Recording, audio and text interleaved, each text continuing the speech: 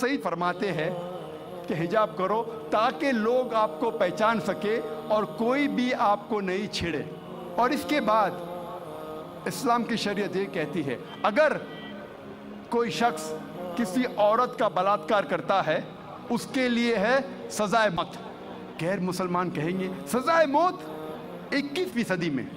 کتنا بے درد مذہب ہے اسلام, کتنا بے رحم مذہب ہے اسلام. لیکن جب میں سوال غیر مسلمانوں سے پوچھتا ہوں اور ہزاروں غیر مسلمانوں سے پوچھا ہوں کہ مثال کے طور پہ اگر اللہ نہ کرے خدا نہ کرے کوئی آپ کی ماں کا بلاತ್ಕಾರ کرتا ہے اور وہ بلاತ್ಕಾರ کرنے والے کو میں آپ کے سامنے لے آتا ہوں اور آپ کو جج بناتا ہوں, آپ کیا سزا دیں گے اسے؟ 100% غیر مسلمانوں نے کہا کہ میں اسے سزائے موت دوں گا. کچھ غیر مسلمانوں نے کہا میں اسے تڑپا تڑپا کے ماروں گا. تو کون آپ کی والدہ کا بلاತ್ಕಾರ کرتا ہے, زنا بالجبر کرتا ہے, آپ کہتے ہیں کہ سزائے موت. کسی اور کے والدہ کا بلاತ್ಕಾರ کوئی کرتا ہے, آپ کہتے ہیں سزائے موت. غلط ہے. وائی دی ڈبل سٹینڈرڈز, دو طرفہ کیوں؟ اور یو ایس اے ہم سمجھتے ہیں کہ سب سے تعلیم یافتہ ملک ہے, ترقی یافتہ ملک ہے. آپ شاید یہ نہیں جانتے کہ اس ملک یو ایس اے میں سب سے زیادہ بلاತ್ಕಾರ ہوتے ہیں. اگر آپ فہرست دیکھیں گے وہ ممالک کی جس میں سب سے زیادہ بلاತ್ಕಾರ زنا بالجبر ہوتا ہے, اونچے نمبر پہ آتا ہے U S A. 1991 statistics F B I کے رپورٹ کے مطابق 1990 میں ہر سال, اس پورے سال میں ایوریج ہر روز 1756 بلاತ್ಕಾರ ہوئے یو ایس اے میں. 1990 میں ایف بی آئی اسٹیٹسٹکس کے مطابق ہر روز یو ایس اے میں 1756 بلاತ್ಕಾರ ہوئے. 1996 اسٹیٹسٹکس کے مطابق U S department of justice کے مطابق ہر روز 1996 میں 2713 بلاತ್ಕಾರ ہوئے, زنا بالجبر ہوئے. 1990 میں 1756, 1996 میں 2713. ہو سکتا ہے 6 سال میں امریکن اور نڈر ہو گئے, اس لیے تعداد بڑھ گئی. 1996 اسٹیٹسٹکس کے مطابق ہر 32 سیکنڈ میں ایک بلاತ್ಕಾರ ہوا یو ایس اے میں, ہر 32 سیکنڈز. ہم یہاں تقریباً 2 سے 3 گھنٹے ہے ادھر, اس 2 گھنٹے میں 200 سے زیادہ بلاತ್ಕಾರ یو ایس اے میں ہو چکے ہوں گے. جب سے ہم یہاں ہیں جمع ہوئے ہیں 2 گھنٹے سے 200 سے زیادہ بلاತ್ಕಾರ یو ایس اے میں ہو چکے ہوں گے. میں آپ سے پوچھنا چاہتا ہوں اگر ہم اسلامک شریعت, اسلامی قانون یو ایس اے میں لاگو کرتے ہیں, کوئی بھی آدمی کوئی عورت کو دیکھتا ہے اور غلط خیالات آتے اسے نظر نیچے کرنی چاہیے. اس کے بعد عورتیں اسلامک لباس پہنے, سارا بدن ڈھکا ہوا ہونا چاہیے, صرف چہرہ اور ہاتھ کلائی تک دکھ سکتا ہے. اس کے بعد اگر کوئی آدمی عورت کا بلاತ್ಕಾರ کرتا ہے, زنا بالجبر کرتا ہے, اس کے لیے سزائے موت. میں یہ پوچھنا چاہتا ہوں کہ بلاತ್ಕಾರ کی تعداد جیسے میں بڑھیں گی وہیں کے وہی رہیں گی یا گھٹیں گی؟ گھٹیں گی. اٹس اے پریکٹیکل لا. آپ جہاں بھی اسلامی قانون لاگو کریں گے, اسلامک شریعت لاگو کریں گے, چاہے وہ یو ایس اے میں ہو, کینیڈا میں ہو, یو کے میں ہو, ہندوستان میں ہو, سعودی عربیہ میں ہو, سنگاپور میں ہو, جہاں بھی آپ لاگو کریں گے فوراً آپ کو ریزلٹس ملیں گا, فوراً اس دیش میں رحمت ہو جائے گی. اور چند سال پہلے جب ایل کے اڈوانی اس ملک کے ہوم منسٹر تھے, انہوں نے کہا تھا کہ بلاत्ಕಾರ کرنے والوں کو اس دیش میں سزائے موت ہونا چاہیے. انہوں نے کہا تھا اور میں اس کے لیے ان کو مبارکباد دیتا ہوں.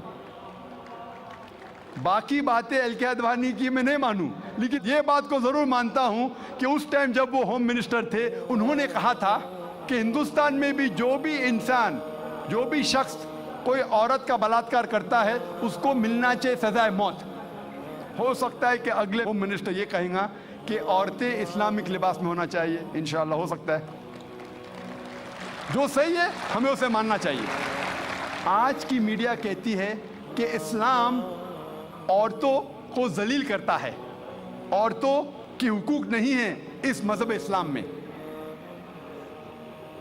جب ہم ویسٹرن میڈیا دیکھتے ہیں ہمیں پتہ لگتا ہے the western talk of women's liberalization, the western talk of women's liberalization is nothing but a disguised form of exploitation of a body, deprivation of honor and degradation of a soul.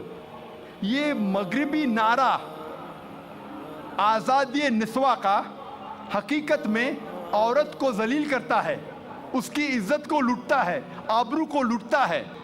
The Western society claiming to uplift the woman has actually degraded her to a status of concubines, mistresses and society butterflies which are hidden behind the colorful screen of art and culture.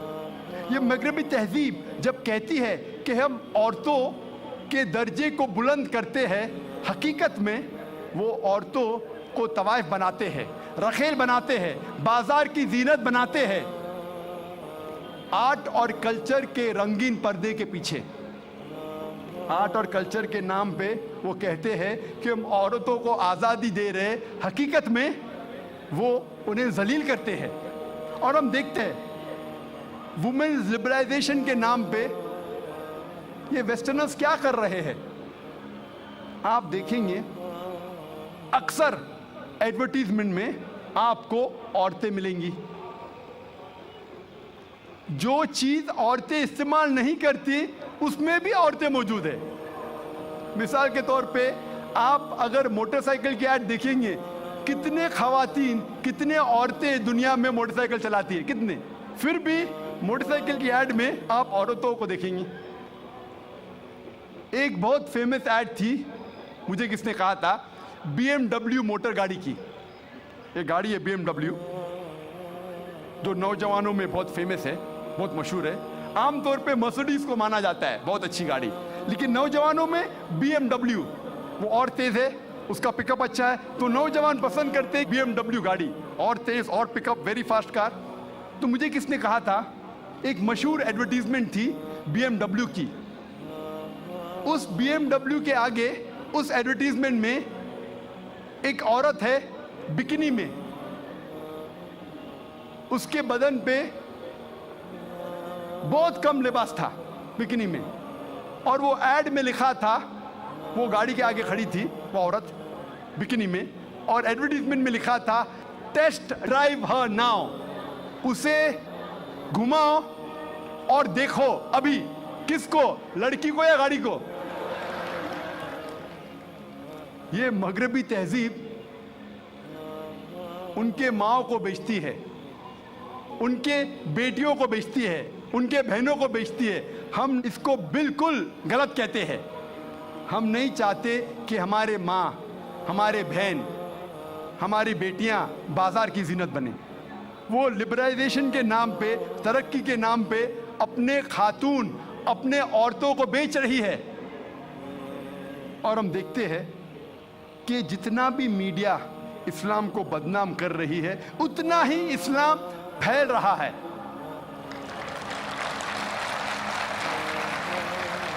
آج سب سے زیادہ پھیلنے والا مذہب ساری دنیا میں number 1 Islam. You S اے میں سب سے زیادہ پھیلنے والا مذہب اسلام، یورپ میں سب سے زیادہ پھیلنے والا مذہب اسلام.